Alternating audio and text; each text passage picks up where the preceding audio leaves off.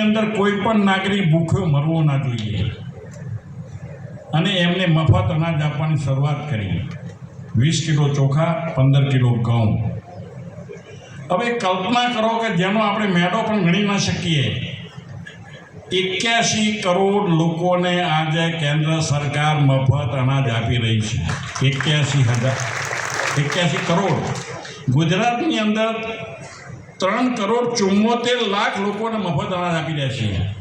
રાજ્ય સરકાર ચોખા અને ઘઉં સિવાય રાજ્ય સરકાર જે આપી રહી છે એ તહેવારો પર 2 વખત આપણે તેલ આપીએ છીએ, 1 લીટર આપણે તુવેરની દાળ આપીએ છીએ, ચણા આપીએ છીએ, મીઠું આપીએ છીએ। આ રાજ્ય સરકાર આપે છે। તો ગરીબ લોકો માટે આ રાજ્ય સરકાર કેટલી ચિંતા કરી રહી છે એ પણ એક આ નમૂનો છે। પણ જ્યારે આ યોજના 2023ની અંદર પૂરી થતી મફત અનાજ આપવાની, તો એમને 23-24નો 1